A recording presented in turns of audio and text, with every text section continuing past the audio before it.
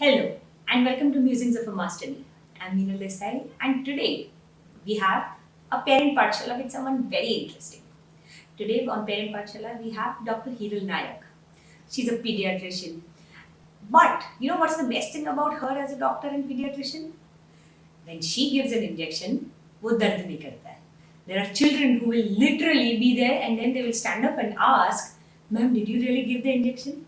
That is how loving and how kind she is. Other than being the pediatrician for 20 years, she also is an adolescence and teenage consultant. She's a lactation specialist. Her areas of interest are about asthma and allergies and all that. So there's a lot that I could say about her. But I will leave it at that and we will talk about a lot of things. I know there is something that is weighing heavy on all our minds at this moment, and we are going to talk exactly about that, about coronavirus, how do we keep our children safe in these times, and generally speaking, what is it to have a child and how do you really look after your children?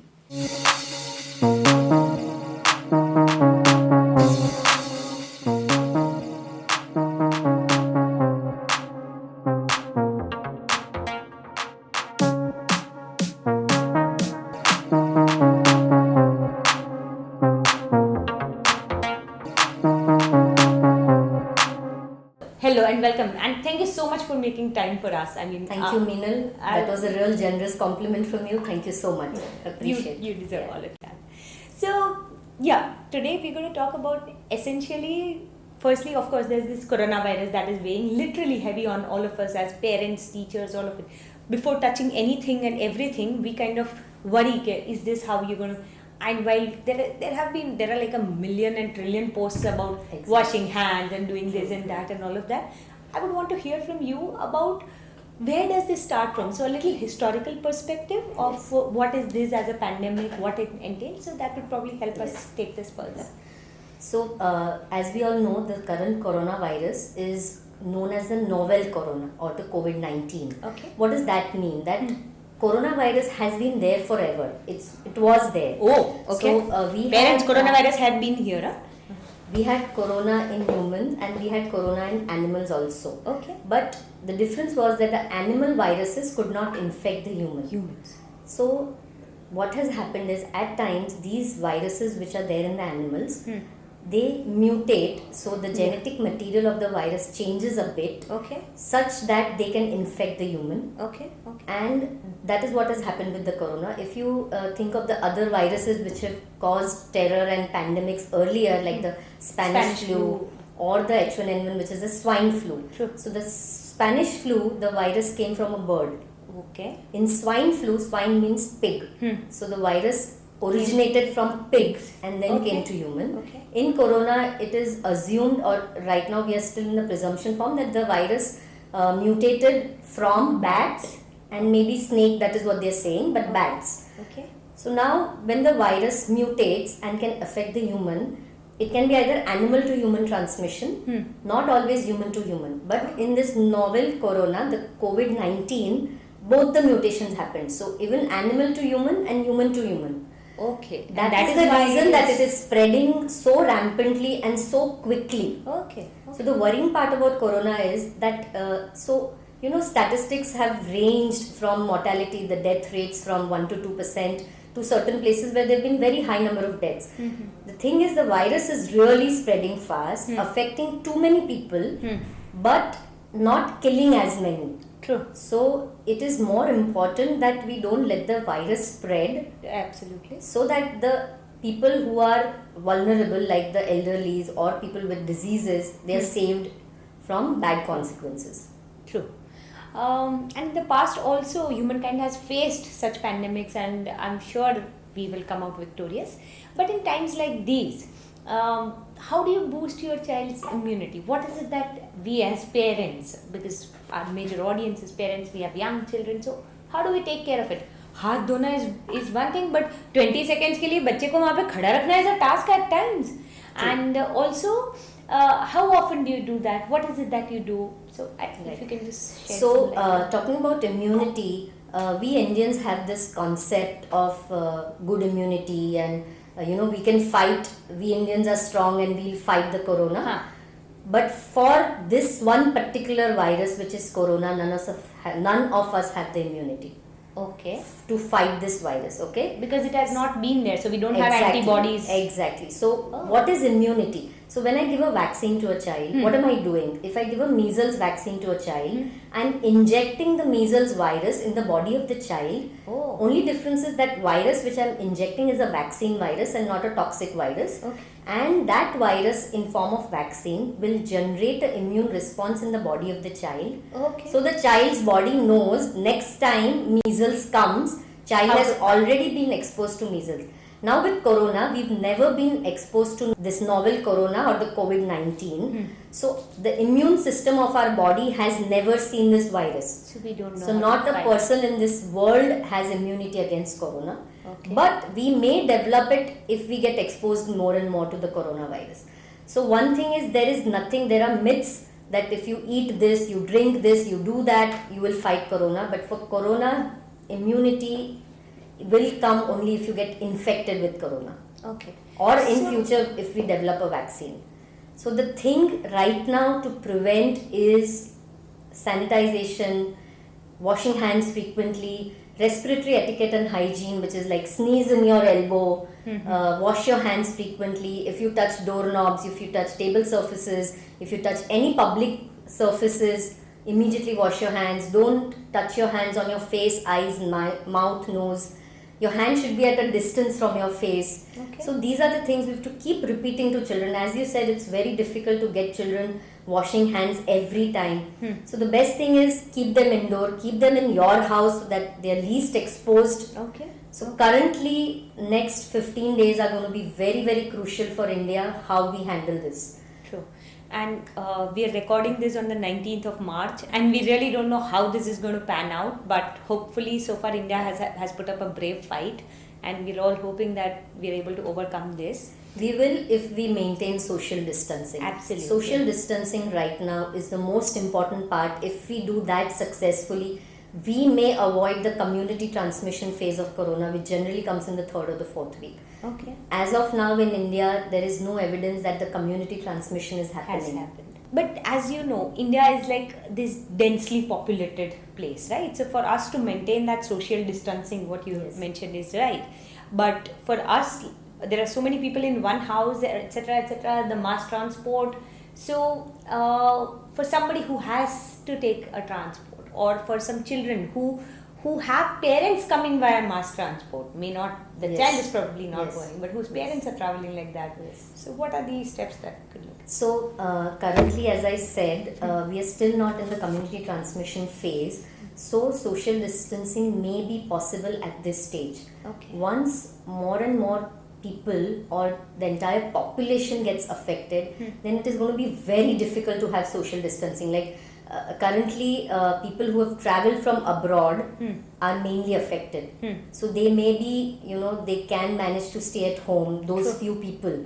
But if it starts in the community and then everybody starts getting affected, then you may have people who have small houses, overcrowded, overpopulated, 6 people in one room. For them, it's going to be very difficult. Absolutely. So it is this stage, if we take care, then we can avoid.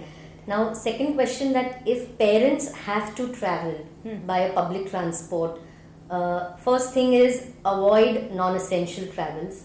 As far as possible, avoid places where there's overcrowding, so public transports. Now government has taken a lot of steps to reduce this overcrowding in transport, train or be it buses, but we have to take care of our own selves. So maybe when you're in the public transport, use a mask.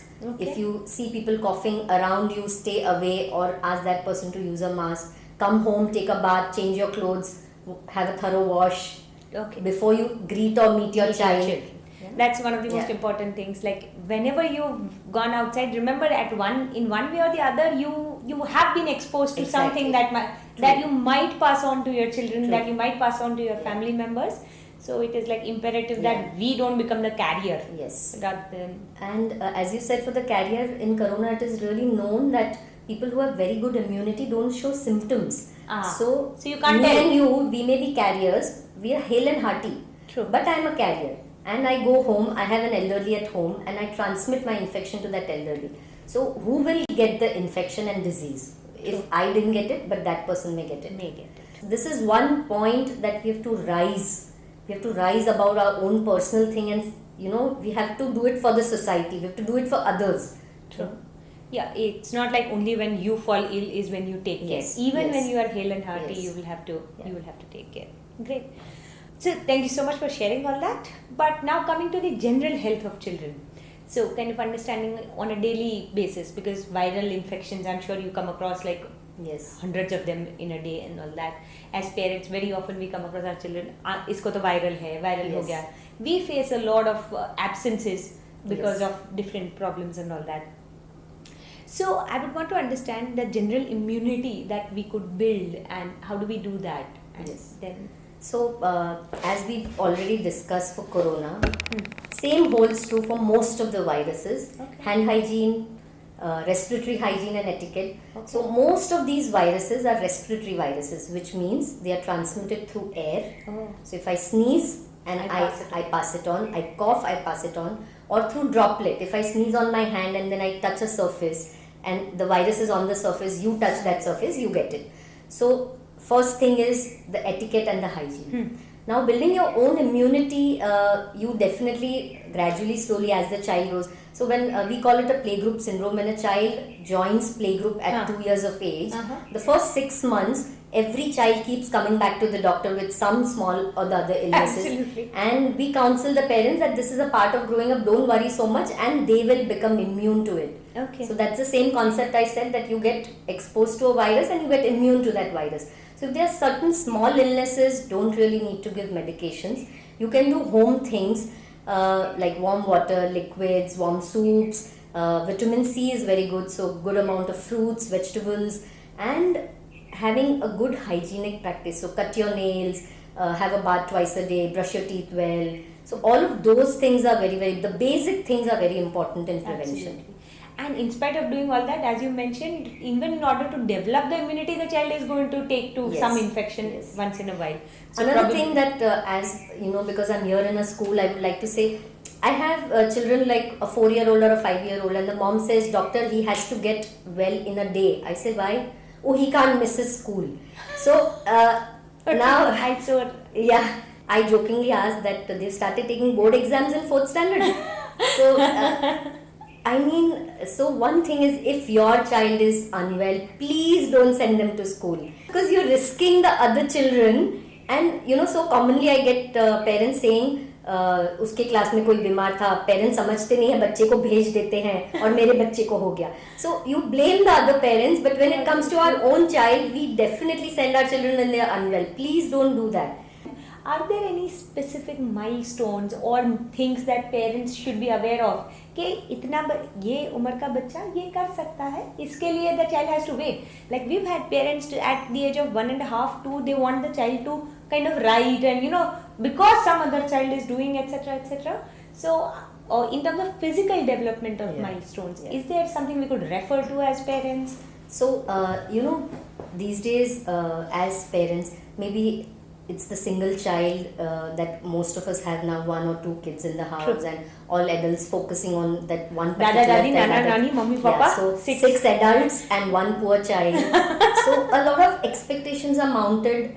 I may even say that even when the child is in the womb, the mother wants to be a scientist, doctor, engineer, तब से decide कर लेते हैं इसको क्या बनाना है. So nothing is left for the child to decide. So milestone wise, see, most of the children, the milestones are never a single age. So if I say the child has to walk at 1 year, it doesn't mean that if he doesn't walk at 1 year, there's something wrong. There's always a range. There are kids who walk at 9 months and there are kids who walk up to 18 months. So all the milestones have a wide range. Say walking is 9 months to 18 months. So similarly, as a child grows, so the older children also have different milestones for both the physical, the fine motor, the mental, social, and the language. So all milestones have a wide range. So first thing is, never compare your child with the other kid in the same class. If somebody else is doing something else, but doesn't mean that your child has to follow that. Absolutely. So the pattern every child has is different. parents, there are these age ranges, so please don't get hell bent on something that doesn't happen by the age that you expect them to do. Children have their own time of blooming, and you never know when that happens. Also, we come across some parents who believe that, some of us are very proud of our Indian heritage of food and all that, Indian food. Well, on the other hand, I also find a lot of parents swaying to the Western food, also adding certain supplements. So there are these mineral supplements, etc., etc. So how do you manage that, and Right. how helpful is it? So we Indians, we fall in two categories. Either we are vegetarians, we are non-vegetarians, or there are people who are both. So if we come to exclusive vegetarian diet, then vegetarian diet lacks in a certain few things. One is protein. Second is iron. So all vegetarians, they have to see to it that they increase their protein intake in the vegetarian food. So good examples of good proteins in vegetarian could be soya bean, tofu, paneer, then all the milk, all the dairy products, then all the sprouts, pulses, all the dals, and then nuts and dry fruits. So these are very good protein sources. So see to it that your child has a protein, something of protein in each meal. Acha. Each meal has to have some protein. Okay. Right? Because in the growing age, when the muscles and the bones are growing, protein forms the muscles. So we need the protein for the muscle building. Absolutely. And that would be sufficient, or say additional supplements are only required in case of specific cases? Exactly. So children who are into competitive sports and are really working out 3 hours, 4 hours a day may need little extra protein supplement if they can't manage through their vegetarian meal enough. Right? So not all kids need protein supplements in the younger age. Absolutely. Older age, if they are really into too much of physical workout, then they might. Yes. And the vitamin supplements, etc., Yeah, are so on need base. Yes. So another thing that in vegetarian diet we find is children get anemic, which is their hemoglobin is little on the lower side. It happens in the people who eat non-veg also. In general, kids have low hemoglobin because of their dietary preferences. So iron-rich food in vegetarian is all greens and blacks and reds. But at times you can't manage your child, you can't get your child to eat what you want them to eat. And if your child is little low on iron, then yes, iron supplements may be needed. Second thing that is happening these days is because of RO water, a lot of us are getting deficient in B12. And because of the pollution, the cloud cover, the D3, we get our D3 through the sunlight. We produce our D3 because the sun rays fall on our skin. And the rays which have to do that don't come through. Or in Ahmedabad heat, we would not go out in sun, and if we go out, we would have sunscreens or we would cover up. So we are getting D3 deficient. So most of us are deficient these days in B12 and D3. So you may need, if you're deficient, you may need those two supplements. But it's not a blanket call, and not everybody needs it. So it would always be advisable to consult the doctor, check it, and then kind of take that. Great. We also have a lot of these nani ke nuskhe and all that, and there are these age-old traditions at times. How effective are they, and at what time should we kind of feel that okay, this is working, not working? How do we deal with that? So there are so many small ailments where you don't need to go to a doctor. Okay, great. But we have such scared and anxious and worried parents that even with a single sneeze, they will rush to me. So these are the cases, like small things where you don't need to come to a doctor, and do your home things. Watery nose and watery stool. Don't go to a doctor. Suniye, watery nose and watery stool does not require a doctor. Like, this is the first. Otherwise, for us, like as you said, sneeze is too much. The watery nose, though. Okay, so then how do you deal with it? Which means, no, what I'm saying is watery nose and watery stool is generally a viral infection. And viruses don't need medications. They self-cure them. The body takes care of it. It will last for 4 to 5 days. I'm not saying they'll just get better in a day. Your runny nose may turn into little cough and little malaise and little fever, but that's okay. Let the body take care of it. Let your body develop immunity and fight its own battle. Instead of, pumping in antibiotics. Second thing is, so when I say don't go to a doctor, then what do you do? Okay, so then increase your fluid intake, take rest, warm waters, and all the nani ke nuskes work here. So if you have cold and cough, of course take do tulsi and turmeric, haldi doodh, and you can do adrak and the traditional things. They help to soothe. Okay. They definitely help. If you have a loose motion, then your nani may say do dahi and do so dahi is full of probiotics, which is so scientific. When your tummy is upset, you take curd and you feel really better. Or we know fruits which have a little constipating effect, like apple, pomegranate. So when you have diarrhea, you take those fruits. If you have constipation, you take papaya. So our Indian tradition is so rich. I mean, we have so much knowledge about these natural things which we work on, which can help the body maintain its Correct. balance. Correct. So we kind of. So I would say for smaller ailments and illnesses, please do your home things, and if you're not better in 2 to 3 days, then you would go to a doctor. Absolutely. Because very often what happens is, either if the doctor prescribes the antibiotic, it is going to ruin the child's health. Secondly, even if you go to the doctor is probably going to tell you that take rest, etc., etc. And that's all that you got to do. So I have people coming to me, I know doctor, you will not give an antibiotic, but please give an antibiotic. I have to travel tomorrow. So now these are new indications for antibiotic. I have a wedding in the family, please give an antibiotic. It's not that my child is suffering, but my child has to go somewhere tomorrow. This is about the physical health. But I want to know, do children experience stress? And is it manifested in the physical symptoms in some way? Like, are children under stress, and can we tell? Stress is a part of our life. Okay. Even newborns experience stress. Acha. Okay. We thought only adults do that. So, stress in us is a different thing than what it is in children. So, newborn, when I say newborn experiences stress of being hungry, or if I'm giving an injection, that is a stress. That's a pain and a stress to the newborn, and the body reacts. So, anything that the body and the mind does not like creates a stress in the body. Now the stress to an extent, so let us come to older children. So stress of studies, stress of exams. So stress, when it is to a certain extent, we call it eustress. Eustress means a balanced stress. It makes them perform better to a certain extent. So if it pushes them to do their best. Yes. So I know I have an upcoming exam, I have an assignment, and I'm little stressed, not stressed, or I'm really conscious about it. I will try to finish my work. I will study, and that will make me work better. A stress which is beyond that and excess harms. So now I become very anxious, and I may get, the older kids get anxiety attacks, or they stress so much, they start throwing up before an exam. They do? Of course. So that is so stress, when not handled well by the body or the mind, will show symptoms. So these symptoms are called psychosomatic. Somatic, soma is body, psycho is your mind. So I have a symptom of diarrhea, but I don't have diarrhea because of infection. My diarrhea origin is in my mind. I got stressed, I produced chemicals in my body which made my gut run. Right? So stress causing these symptoms are called psychosomatics. Now we do get a lot of children with psychosomatic illnesses. Like, we have, the commonest thing in children is tummy pain.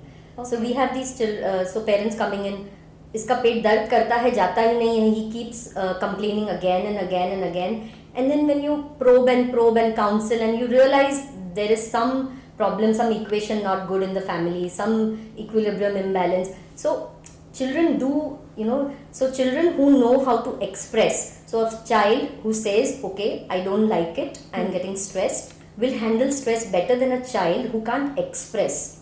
Moving forward, you mentioned you've been in this practice for 20 years, right?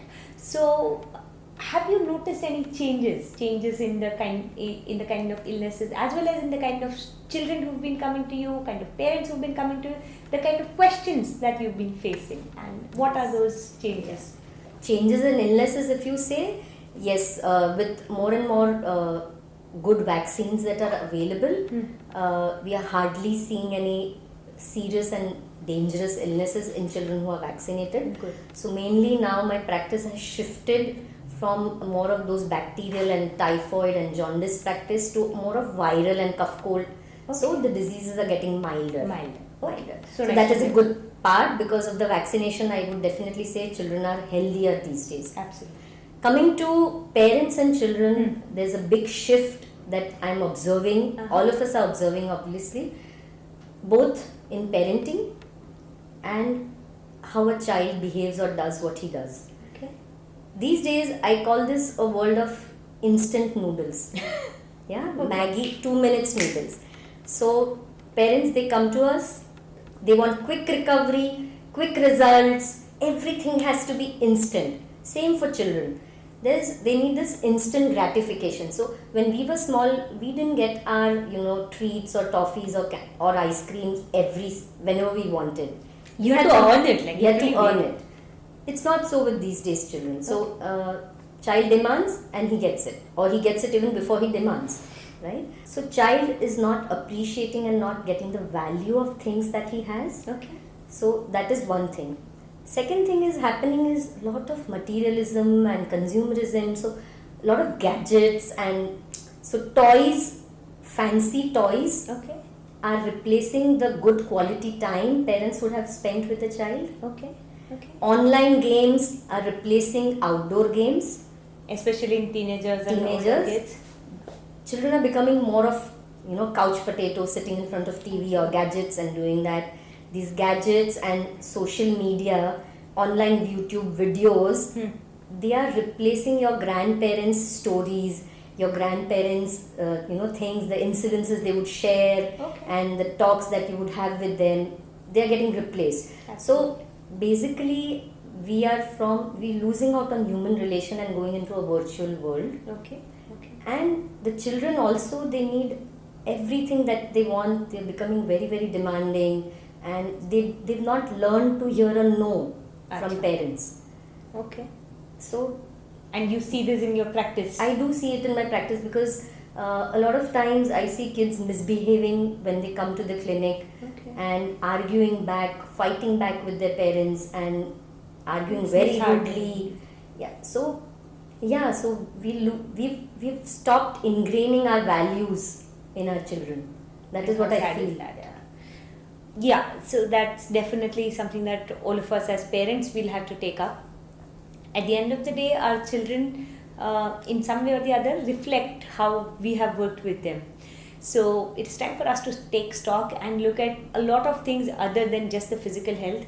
And I hope we are able to come out of this instant noodle idea of raising children. Children cannot be raised like Maggie.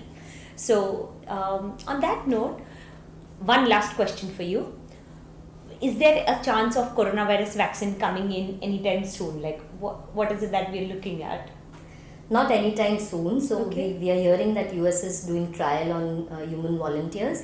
But a vaccine to be available for masses would take time. It would take time. Absolutely. Yeah. Now that it is going to take time, it is time for us to take care of ourselves, take care of our children, to take care of the surroundings, and to make sure that we do not become the hale and hearty carriers, and we keep ourselves and our society safe. With that, thank you so much. We are not going to shake hands. We're going to do namaste. Thank you so much for coming over, and it's a pleasure to have you.